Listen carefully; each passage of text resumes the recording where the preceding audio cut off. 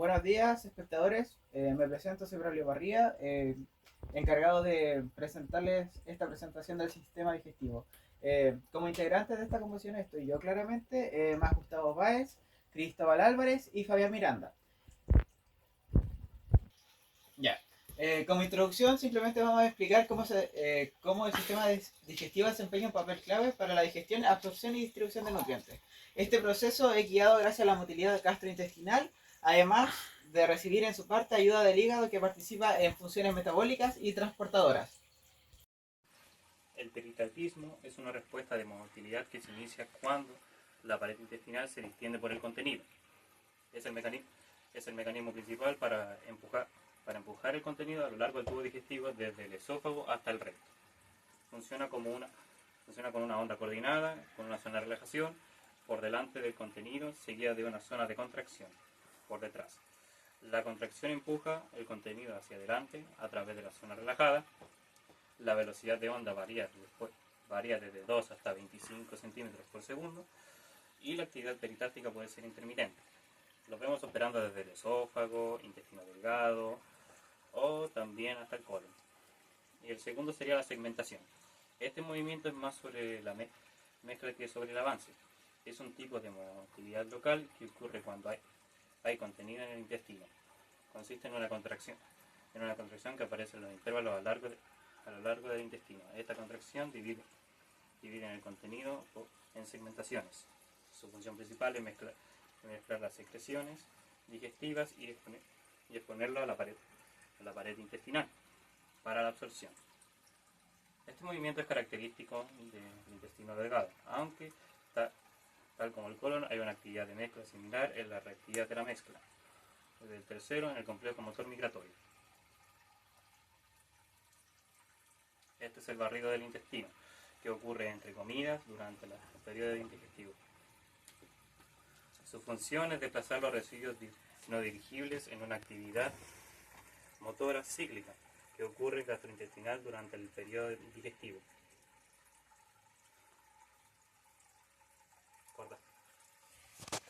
Vale. El ritmo eléctrico básico son ondas lentas y rítmicas del potencial de la membrana en el músculo liso gastrointestinal. No son potenciales de acción en sí, sino que son fluctuaciones de menos 65 y menos 45 milivoltios. Estas ondas se generan espontáneamente gracias a las células intersticiales de Cajal, que actúan como marcapasos del tracto digestivo. La frecuencia Behr, como lo abreviamos, según la región, es más alta en el duodeno con 12 ondas por minuto y más baja en el ilion con 8 o 9, que esta frecuencia marca el límite de contracción posible por minuto. Estos potenciales están regulados por factores como el estiramiento intestinal, hormonas y el sistema nervioso autónomo. Motilidad en segmentos específicos del tubo digestivo. Los movimientos del sistema digestivo son controlados por propiedades intrínsecas del músculo liso intestinal, de hormonas gastrointestinales, del sistema nervioso local y del sistema nervioso central. Boca. La boca tiene dos procesos importantes en el sistema digestivo, que es la masticación y la deglución. La masticación es un proceso donde se fragmentan las partículas alimenticias. Además, se mezcla con secreciones salivales, venidas obviamente de la glándula salival. La función de la masticación es facilitar la deglución y inicia la digestión. La deglución es una respuesta refleja compleja que comienza voluntariamente e involucra el sistema nervioso central y periférico. La deglución desplaza el contenido de la boca a través de la faringe y el esófago hacia el estómago. Durante la deglución el paladar blando se eleva para evitar que el alimento entre en las vías aéreas y la epiglotis cubre la glotis para evitar que el alimento entre en la tráquea y la laringe y así no pueda entrar en las vías aéreas.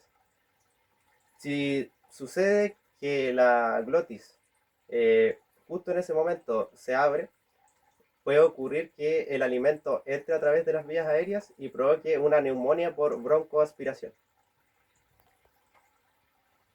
Motilidad esofágica. La motilidad esofágica funciona como un propulsor del bolo alimenticio, llevándolo hacia el estómago. Esto se ve gracias a las ondas peristálticas. En esta motilidad participan dos esfínteres. Uno llamado esfínter esofágico superior, que se relaja para permitir el paso del bolo al esófago y luego se contrae. El esfínter esofágico inferior, también llamado LES, se relaja para permitir la entrada del bolo al estómago. Eso no. Motilidad gástrica. Como se sabe, el estómago tiene funciones de almacenamiento, vaciamiento y mezcla. La motilidad gástrica se adapta al tipo de alimento. Por ejemplo, los carbohidratos abandonan el estómago más rápidamente que las proteínas. La motilidad gástrica incluye ondas peristálticas en el marcapaso gástrico y avanzan hacia el píloro. El píloro tiene una función como un esfínter que regula el paso del quimo al duodeno. La velocidad del vaciamiento gástrico está influenciada por reflejos enterogástricos y hormonas como la CCK y la secretina, que son las que inhiben el vaciamiento gástrico. Motilidad en el intestino delgado. Como sabemos, el intestino delgado es el lugar donde finalmente los nutrientes se absorben. Para esto, el contenido primero es mezclado con secreciones y propulsado hacia el colon después. ¿Cómo se llama? Los tipos principales de motilidad son la segmentación y el peristaltismo. El colon. La función del colon es absorber el agua y electrolitos de los residuos no digeridos y almacenar las heces antes de la defecación. La motilidad del colon incluye movimientos de mezcla, que en este caso sería austración, y movimientos propulsivos masivos. Los movimientos de mezcla contribuyen a la absorción de agua. Por último tenemos el recto. El recto funciona principalmente como una forma de almacenar de manera temporal los desechos gastrointestinales. La distensión del recto al llenarse de heces provoca el reflejo de defecación. En este proceso participan dos esfínteres, el esfínter anal interno y el esfínter anal externo. El esfínter anal interno es el involuntario y el esfínter anal externo es el voluntario. La importancia de esto es que el esfínter anal externo es el que podemos controlar hasta que tengamos un momento social oportuno para poder defecar. Regulación del vómito. El vómito es un proceso complejo que se inicia por diversos estímulos y está regulado por el sistema nervioso central. El vómito comienza con la náusea y la sensación de náuseas. Bueno, la regulación del vómito implica centro del vómito, tronco encefálico que integra señales y coordina la respuesta, vías aferentes, estimulación del tubo digestivo, irritación de la mucosa, dolor intenso y estímulos psicológicos. Área post-tremo se encuentra cerca del cuarto ventrículo y es responsable de detectar y responder a sustancias químicas en la regulación sanguínea, como a su vez las vías existen diversas vías aferentes que pueden activar el reflejo o distensión.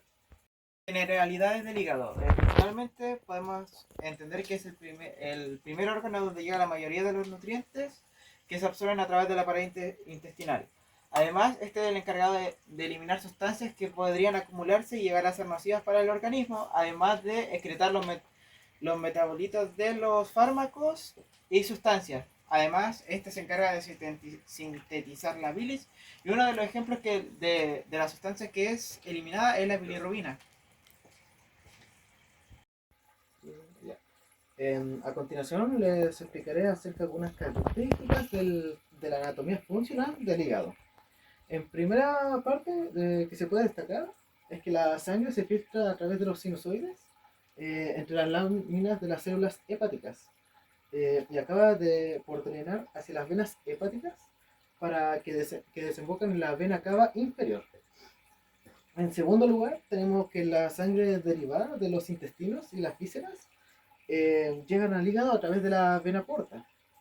En tercer lugar, podemos decir que la bilis se forma por otro lado de cada lámina. Y que la bilis pasa al intestino a través del coledoco. En cuarto lugar, tenemos que las venas centrales confluyen para formar las venas hepáticas, las cuales drenan hacia la vena cava inferior. Y para terminar, podemos decir que los cananículos biliares viajan hacia los conductos biliares intralobulares. Y estos se fusionan por medio de conductos biliares intralobulares para formar los conductos hepáticos derecho e izquierdo. Estos últimos se unen afuera del hígado para formar el conducto biliar común. A continuación se explicará la circulación hepática. En la circulación hepática los sinusoides tienen paredes altamente permeables, con grandes brechas entre las células endoteliales. La arteria hepática y la vena porta drenan hacia los sinusoides, que a su vez desembocan en la vena centrales lobulares. Cada sino que se encuentra al final de un tallo vascular, con ramas de la vena porta, arteria hepática y vía biliar. La sangre fluye del centro, o sea, la zona 1, hacia la periferia. En la primera zona se encuentra bien oxigenada, en la segunda zona se encuentra la oxigenación intermedia, y la tercera zona se encuentra menos oxigenada y más vulnerable a daño hipóxico. Ya. Ahora les pienso explicar principalmente las funciones hepáticas a nivel global, o sea, no tan explícito. Está el metabolismo de nutrientes y vitaminas, que incluyen glucosa y otros glúcidos, aminoácidos, lípidos, ácidos grasos, colesterol, lipoproteínas, vitaminas tanto liposolubles como hidrosolubles. También está la síntesis de proteínas plasmáticas, que son proteínas de fase aguda, albumina, factores de coagulación y proteínas fijadoras de esteroides y de otras hormonas. También está la inactivación de varias sustancias, tanto tóxicas, esteroides o otras hormonas, además de la inmunidad, que serían las células de Kupfer, que son las encargadas de evaluar si una sustancia se puede reciclar, es tóxica y debe ser eliminada, y darle protección al hígado principalmente. Ya. Para finalizar, el rol del hígado en la homeostasis del amoníaco. El hígado es decisivo en el control del amoníaco, ya que es el único órgano en el cual se expresa el ciclo completo de la urea, también conocido como ciclo de Krebs, Hensel-Leit. Esto convierte el amoníaco de la circulación de la urea, de circulación sanguínea en urea, la cual luego puede excretarse a través de la orina.